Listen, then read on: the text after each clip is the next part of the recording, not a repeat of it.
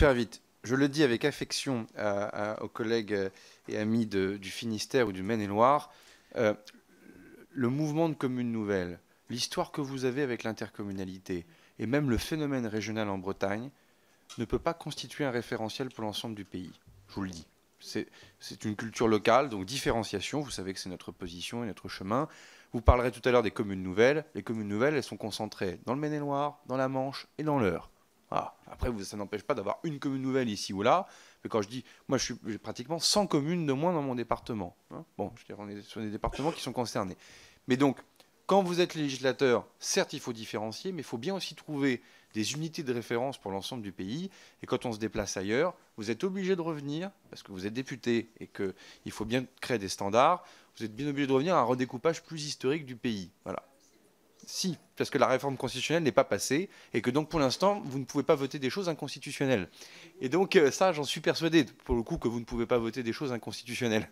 Et donc la différenciation, je souhaite que le Sénat puisse justement lever les blocages qui nous permettront justement de le mettre dans la Constitution. Et là, vous pourrez définitivement organiser les compétences entre les collectivités territoriales différemment. Mais ça, c'est une réalité. Une fois de plus, 96 heures de grand débat à l'appui. Les conversations que nous avons eues avec les maires de Bretagne à Saint-Brieuc et la conversation que nous avons pu avoir avec les maires du Maine-et-Loire dans la salle de la mairie ou de la préfecture, je ne sais plus, à Angers, pardonnez-moi, je peux vous en parler en tant qu'ministre et organisateur du grand débat, c'était une réflexion sur la liberté, qui est une réflexion que je n'ai pas retrouvée dans d'autres territoires sur lesquels il y avait le goût de l'égalité. Donc ça, c'est quelque chose qui est très important sur ce texte-là. Et moi, bien sûr, je serai le garant, globalement, qu'on ait quelque chose qui atterrisse bien un peu partout.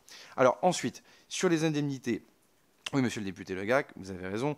Le problème, c'est que vous avez déjà un précédent, PPL et contre PPL au Sénat dans le passé, où on permet aux élus de faire quelque chose qui est obligatoire, puis les élus disent, mais attendez, moi je fais pas ça pour l'argent, le principe de gratuité écrit dans la loi, j'y crois beaucoup, moi j'ai pas envie qu'on m'oblige à mettre ça au maximum, puis de toute façon j'ai pas les moyens de le payer, puis de toute façon j'ai pas envie de ça, et donc il y a eu la PPL derrière qui était venue défaire justement ce qu'une autre PPL avait fait. Donc je pense qu'on est obligé quand même de tenir à une forme de liberté dans cette affaire-là.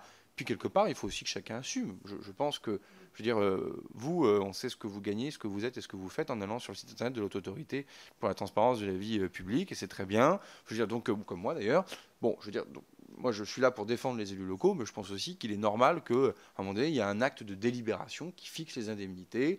Enfin, je trouve ça sain aussi, parce qu'il faut aussi que tout le monde assume, et ça on aura l'occasion d'en reparler. Je prends le point sur les commissions communautaires. Aujourd'hui, on l'ouvre pour les adjoints. Il faut voir comment on peut fluidifier tout ça aussi, mais une fois de plus, les pratiques intercommunales sont très différentes, mais bien pris.